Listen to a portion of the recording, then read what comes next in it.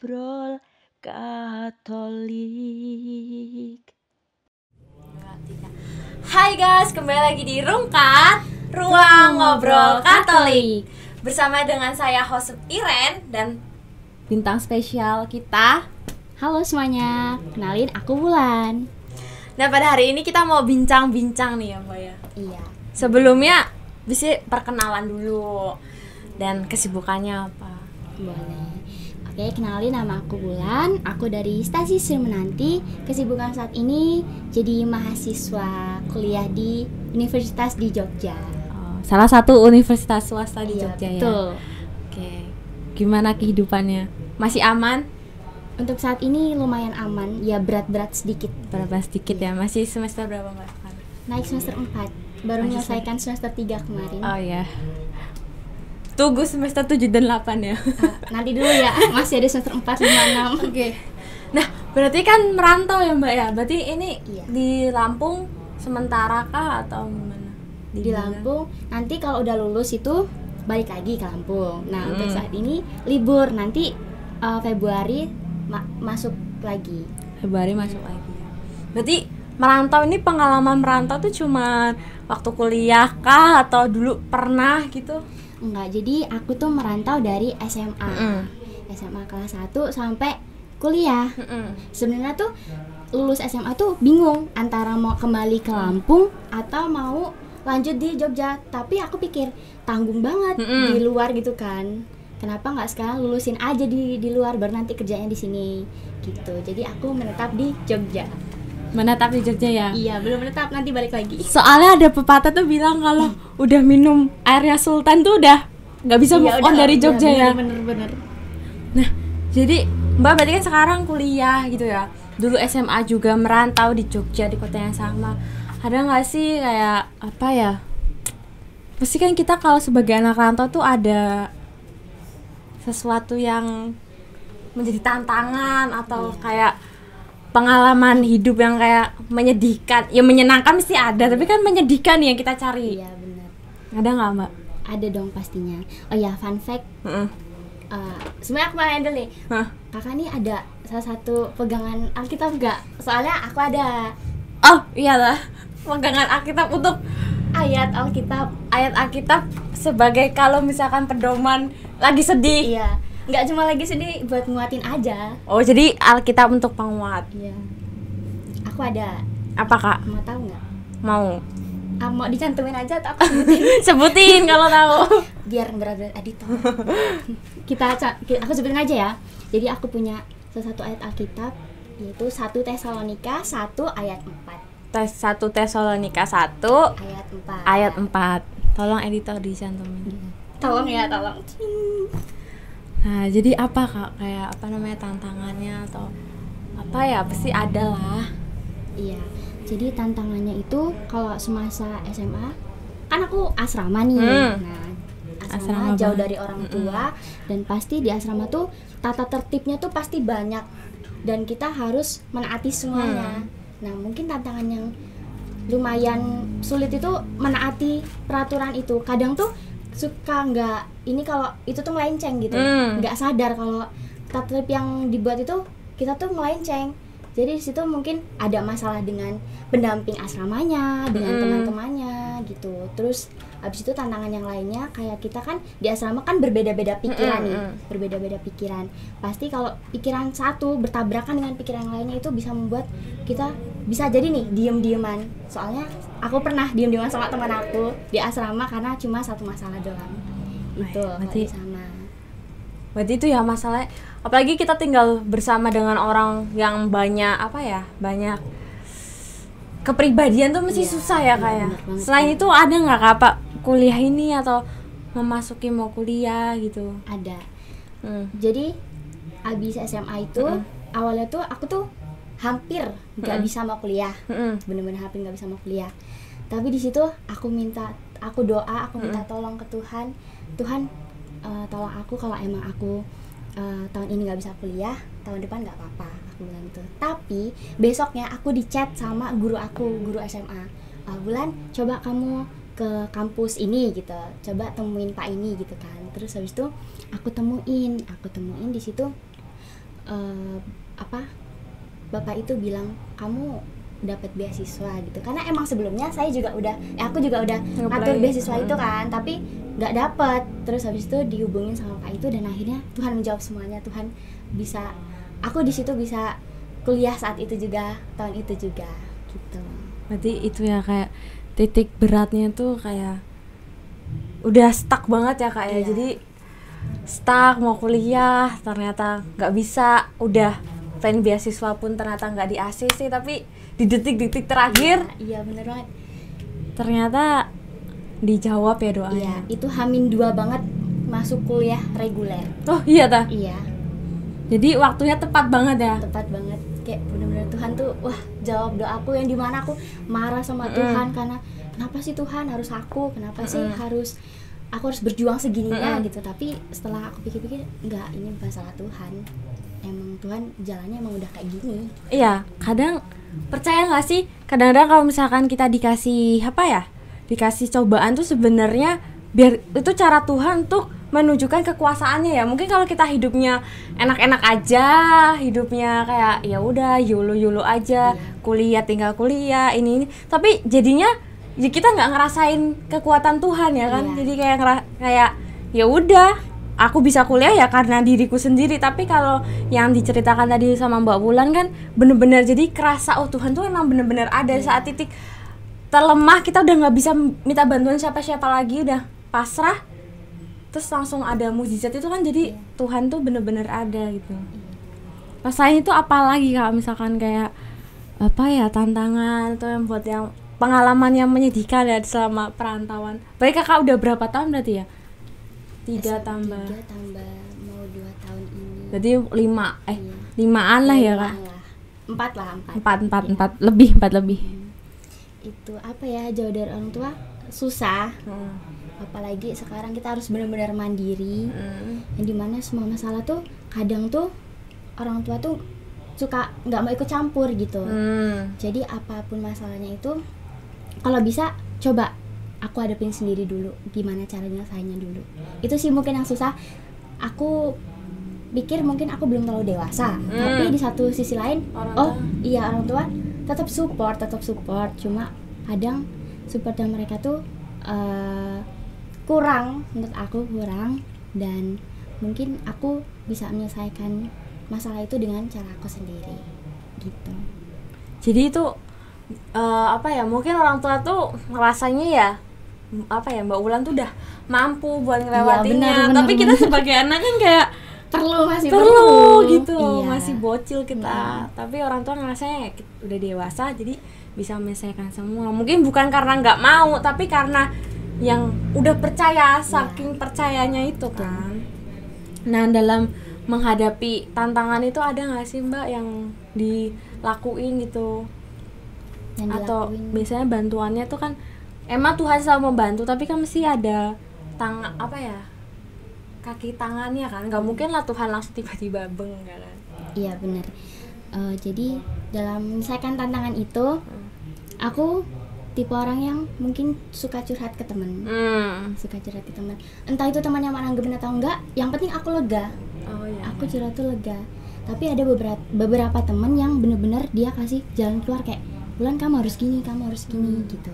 Jadi mungkin salah satunya itu curhat ke teman, terus mereka bantu buat cari solusinya. Terus yang kedua juga ya nggak jauh-jauh, orang tua juga tetap aku kadang cerita ke mereka masalah-masalah aku gitu. Mereka juga tetap cari jalan keluarnya itu sendiri. Dan yang paling penting ya tadi berdoa.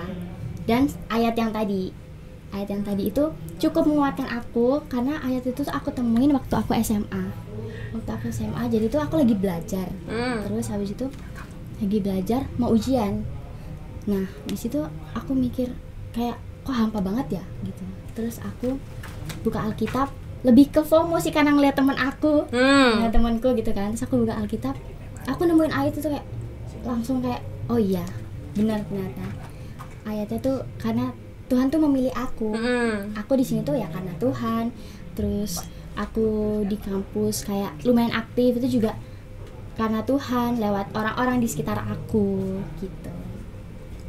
Berarti emang benar-benar peran Tuhan tuh terjadi ya dalam hidup apa ya Kak Wulan itu ya. Iya, setiap tantangan gitu.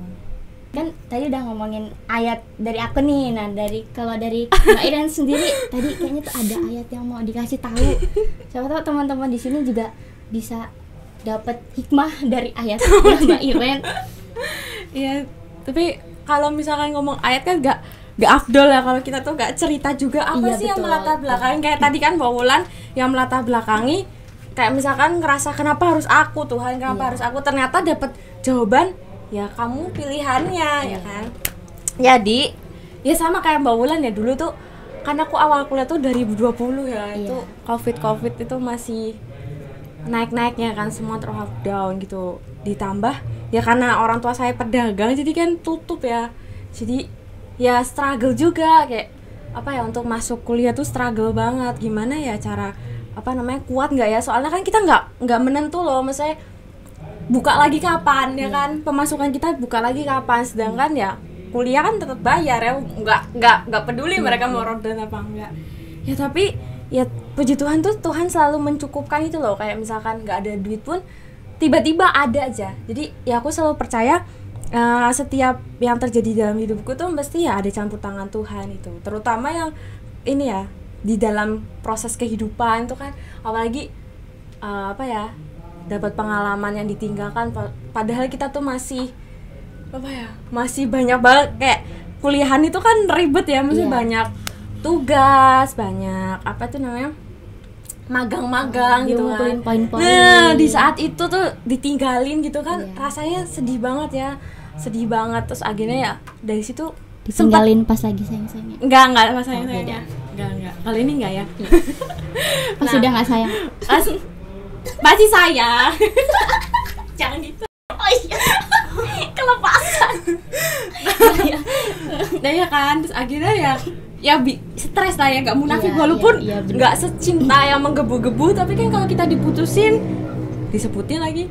kan pasti menyakitkan ya. Iya benar. Jadi ya sempet marah sama Tuhan ya, Tuhan kenapa sih hidupku ribet banget, aku tuh harus apa tuh namanya, struggle sama perkuliahanku, dapat cobaan lagi tentang percintaan. Jadi kan terus akhirnya ya aku dapat ayat Alkitab kayak sama sih Mbak, lebih ke apa ya, kok aku kosong banget ya, aku udah marah sama Tuhan, udah malas ke gereja tapi nggak dapet solusi, akhirnya balik lagi. Ya kan Tuhan mungkin ya udah kalau mau marah, tapi habis itu balik lagi ya, akhirnya baca-baca, tapi aku lupa ya ayatnya, jadi aku mau baca. Apa mau ditaruh juga? Ditaruh juga. Dibaca aja ya, kasihan editornya. Tapi nanti boleh loh editor. Jadi itu dari biar bisa di screenshot. Siapa tahu untuk menguatkan teman-teman, karena nih ayat Alkitab yang menguatkan aku gitu. Jadi aku mau sharing dari di Yesaya 41 ayat yang 10. Janganlah takut sebab aku menyertai engkau, janganlah bimbang sebab aku ini Allahmu. Aku akan meneguhkan, bahkan akan menolong engkau. Aku akan memegang engkau dengan tanganku yang membawa kemenangan. Jadi kayak ya Tuhan, aku tuh udah menghilang kan, kayak udah marah sama Tuhan kan, nggak pernah ke gereja. Jujur aku sempat mengalami krisis iman, krisis iman tuh sampai nggak mau ke gereja, udah males. Fun fact-nya aku pendidikan agama lagi, jadi nggak make sense banget kan. Tapi aku percaya ini cara Tuhan tuh mendewasakan iman. Jadi kalau kita nggak punya masalah, kita nggak punya ini, iman kita nggak akan bertumbuh kan. Bener banget. Jadi ya percaya aja itu proses dari pertumbuhan iman. Nah jadi setelah aku baca ini nangis Mbak, kayak memegang engkau dengan tanganku, kan kayak ya tuh, ternyata selama ini walaupun aku marah, aku menghindar dari Tuhan, tapi ternyata Tuhan tuh masih pegang tanganku kan, masih mau ikut campur atas masih ikut campur kita. Yes, benar. Terus waktu kuliah juga apa ya, skripsi, mungkin belum mengalaminya, jangan dulu ya, selamat mengalami besok. Gak usah bahas dulu. Itu tuh bener-bener gimana ya, aku pernah sampai di titik tuh dosen pembimbing ghosting. Ternyata nggak cuman cowok lo yang ghosting, dosen juga ghosting gitu kan. Awalnya, Bu, saya mau skripsi, apa namanya, judulnya ini di ACC enggak? Oh iya di ACC. Ternyata sampai tempatnya enggak, diganti judul sampai berkali-kali, habis itu di ghosting. Habis itu udah kan struggle banget lah itu. Aku juga kayak kesalahanku juga nih, aku apa ya, nggak mengandalkan Tuhan lagi gitu. Kayak misalkan udah skripsi susah tapi nggak diimbangi sama doa gitu loh. Kayak ya udahlah aku kuat sendiri, aku bisa sendiri, males lah berdoa juga. Ini jangan dicontoh ya guys, berdoa juga nggak guna, ya udahlah aku ngerjain sendiri aja gitu ya. Nah tapi habis itu ternyata bisa kan, tuh kan apa ya, kemanusiaanku ngomong tuh kan bisa tanpa doa apa namanya bisa lulus, tapi ternyata tuh Tuhan tuh masih sayang sama aku. Jadi kasih percobaan lagi. Kayak kan karena aku kuliah di Jogja juga ya. Kan tuh kan biayanya nggak kecil ya. Kalau mau wisuda tuh kan orang tua, adik kan, saudara-saudara datang ke Jogja. Belum kita buat seragam, buat bayar wisuda tuh kan ada biaya juga dan biaya segala macam. Terus kayaknya tuh rasanya kayak nggak mampu lagi deh, kayaknya nggak mampu lagi untuk bayar semuanya. Apa aku tunda aja ya sidangnya, biar maksudnya biar nggak usah bayar, tau nggak sih Mbak, biar mengulur waktu nih. Karena emang lagi krisis. Karena lagi krisis ekonomi juga nih. Aku percaya nih Tuhan sayang sama aku, makanya aku dicobain gitu. Habis itu ternyata apa tuh namanya? Ternyata aku bisa lulus. Waduh, aku bingung lagi, gimana Tuhan? Aman. Oh, terus tahu dulu. Udah kan, habis itu mau tak lulusin apa enggak? Kalau lulus, pertimbangannya biayanya bayar sekarang banyak. Kalau nggak lulus kan masih bisa lah, walaupun bayar lagi sih, cuma kan dia cuma bayar apa sih ya, SKS ya, cuma bayar SKS sama UKT kalau nggak salah, kan nggak sebanyak kalau kita ke Jogja gitu. Terus ya itu ternyata lulus. Terus aku percaya gini Mbak, kayak berdoa, Tuhan kalau misalkan aku tuh orang berdosa, misalnya aku banyak dosanya, jangan pandang aku tapi pandang orang tuaku yang kayak apa ya, taat sama Engkau gitu. Pokoknya aku percaya pasti ada jalannya. Ternyata apa ya, Tuhan tuh ajaib banget loh. Di saat-saat aku kayak butuh uang tuh ternyata, kan aku dulu tinggalnya di Pringsewu ya, ternyata ruko yang di Pringsewu itu ada yang mau ngontrak. Jadi langsung kayak Tuhan kasih nominalnya sesuai banget budget yang kita butuhin ke Jogja. Kayak misalkan budget dibutuhin Jogja misalkan 100.000, itu bener-bener sewa ruko yang ada di tempatku ya, rumahku yang dulu tuh bener-bener seharga 1.000 itu. Jadi kayak bener-bener nggak mungkin, nggak mungkin kalau bukan Tuhan gitu loh. Walaupun aku udah kayak aku bisa sendiri, skripsi sombong kan, skripsi aku bisa nggak doa, tapi ternyata aku butuh lagi Tuhan, doa langsung dikabulin semuanya. Saat itu udah deh, kualat deh. Kayak nggak lagi-lagi doa sama Tuhan tuh nggak lagi-lagi gitu. Kayak bener-bener Tuhan tuh megang tanganku dan kemenangan, ya bener-bener kemenangan. Walaupun dijatuhin tuh ya yang aku bilang tadi, apa ya, untuk menunjukkan kalau Tuhan tuh ada, kalau Tuhan tuh besar dan ya kita nggak bisa berdiri sendiri. Emang perlu banget. Kita perlu Tuhan. Entah itu yang di rantau kayak kita ataupun yang di rumah juga pasti perlu Tuhan.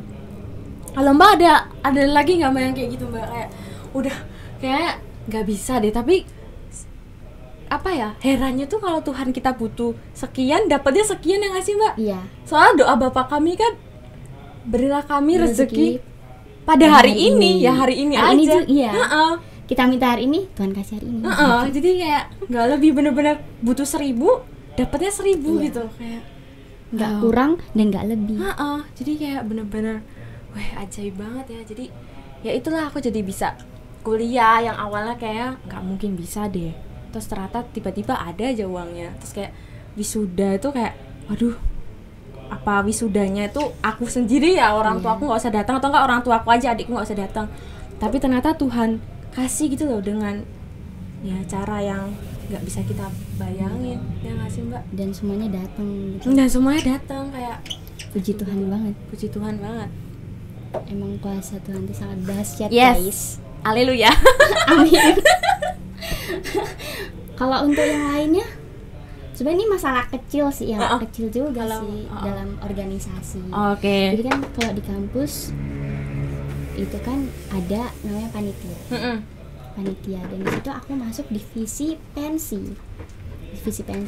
Itu tuh sebenarnya ya dikasih waktu lama kan, 1 bulanan lah gitu.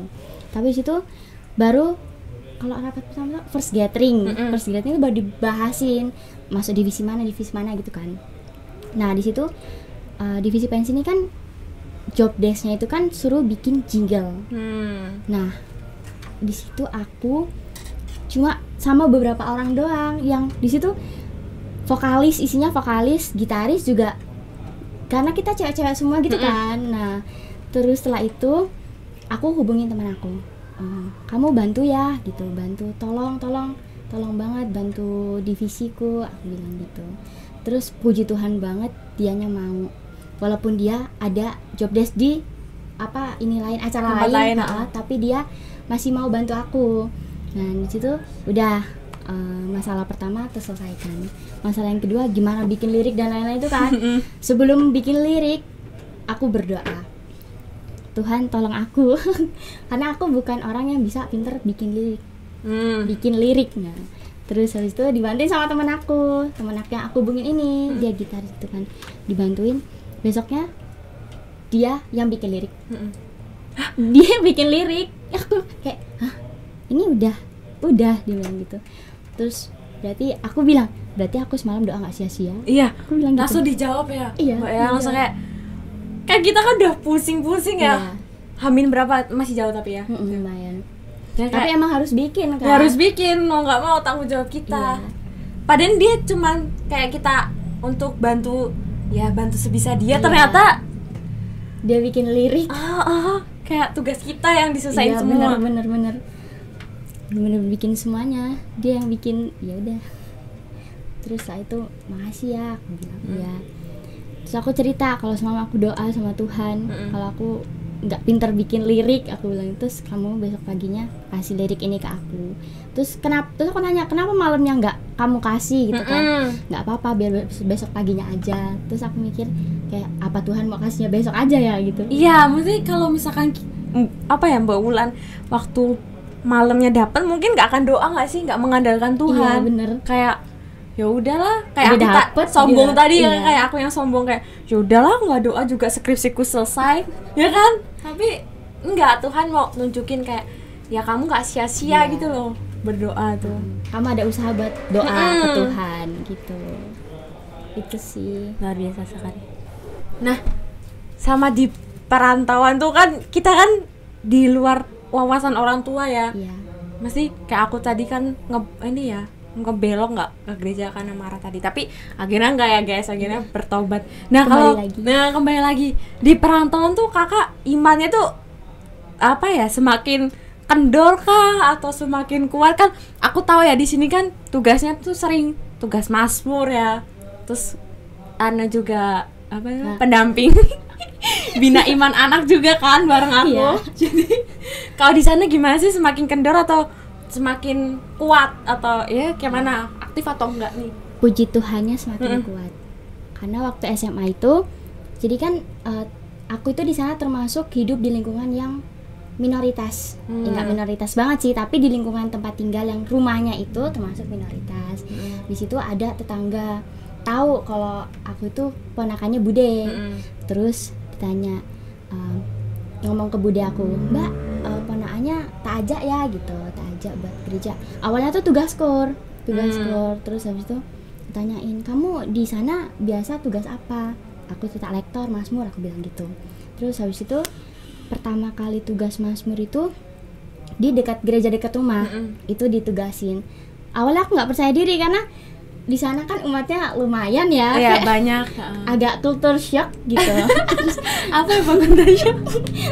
Karena grogi terus. Di situ latihan, bener-bener latihan seminggu full aku latihan mazmur karena saking takutnya salah. Terus aku bilang ke tante yang curah mazmur ini, tante ayo pokoknya latihan terus aku bilang gitu. Yaudah kami latihan dan sampai sekarang puji Tuhan banget dibikinin tugas buat mazmur kur gitu. Jadi ini peserta tetap ya kak ya? Iya bener peserta tetap. Jadi walaupun jauh dari orang tua tuh nggak buat Wulan tuh jadi ya kendor imannya, tapi karena emang bener-bener tertanam dari hati ya, emang senang pelayanan. Terus habis itu yang membuat semakin kuat lagi, kan di sana kan aku punya nih temen, dia tuh selalu ngajakin ke gereja. Jadi kayak semakin kalau sama temen tuh kayak ayo ke gereja gitu. Jadi tiap minggu sama dia terus. Jadi imannya semakin kuat aja, kayak ayo ke gereja. Aku nggak ada lagi. Ada. Iya kan, apa namanya sebelum ada deh, ada. Emang iya, kalau di perantauan tuh emang peran temen tuh Iya, penting banget. Mungkin tuh kadang-kadang aku ngerasa, fun fact lagi ya, aku tuh pernah kayak sebelum kan dulu aku SMA pindah rumah. Sebelum SMA, sebelum kuliah tuh kayak selalu berdoa. Saking apa ya, aku orangnya kan gimana ya, nggak mudah bergaul kan. Jadi saking introvertnya tuh sampai berdoa, ya Tuhan, semoga aku dapet temen. Tapi bener loh, bener-bener selalu dapet temen yang apa ya, bener-bener sejati gitu loh, kayak nggak datang waktu susah aja. Iya, bener banget. Tapi emang selalu kayak mendorong, ayo kita ke gereja. Nah, lucunya lagi ya, aku punya temen kan SMA tuh 2, apa tuh namanya, agamanya tuh bukan Katolik lah ya, non Katolik. Nah, sekarang mereka baptis Katolik semua. Emang dulu sering gereja bareng, ayo kita gereja bareng, gereja bareng. Sering kesaksian walaupun dia bukan apa ya, agama Katolik tuh, karena aku sekolah yayasan Katolik kan. Jadi ya sering lah misa apa karena sering kesaksian juga loh. Jadi kayak entah kenapa ya, mungkin dia jadi nyaman kali ya, terus jadi dia baptis Katolik gitu. Bener-bener wow banget ya sih. Bahkan temenku nemenin aku mazmur. Dia ngajakin gereja nih minggu sebelumnya. Terus ya tapi minggu depan aku mazmur. Aku bilang gitu, terus gak apa-apa aku temenin. Dia duduk sendirian. Terus aku bilang, kamu mau duduk di mana? Di sini. Dia bener-bener yang duduk sendirian liatin aku. Apalagi aku tuh tipe yang grogi kalau diliatin temen. Iya lagi mazmur. Kayak semua mata tuh tertuju gitu ya. Kalau bisa ya nggak kenal aja lah yang lihat. Temen tuh nggak usah gitu, malu. Benar banget sih. Emang peran temen tuh emang benar-benar ini ya, menguatkan. Nah, tadi kan kakak udah menceritakan tentang struggle-nya di perantauan, terus campur tangan Tuhan di setiap struggle itu. Terus ada nggak sih kayak apa ya, kata-kata atau pesan untuk orang-orang muda yang sedang merantau, yang lagi cari apa ya, kehidupan di luar, jauh dari orang tua gitu? Apa kak? Mungkin untuk teman-teman yang di rumah maupun di perantauan tetap semangat, terus tetap berpegang teguh pada Tuhan, karena itu penting banget. Kalau kalian lagi buntu atau lagi ada masalah, doa, minta ke Tuhan, pasti jalan masalah itu akan ada jalannya. Terus habis itu perbanyak relasi. Perbanyak relasi itu penting banget. Karena dengan kalian punya temennya banyak, nggak banyak-banyak, 1-2, tapi perhatian tuh benar-benar nge-feel, terasa banget kalau kalian tuh dibutuhkan dan kalian membutuhkan. Terus habis itu carilah pengalaman-pengalaman di luar sana yang bisa kalian ceritakan ke orang lain. Oke, terima kasih Kak Wulan. Oke guys, jadi itu pengalaman dari Kak Wulan. Sekian dan terima kasih. Bye-bye.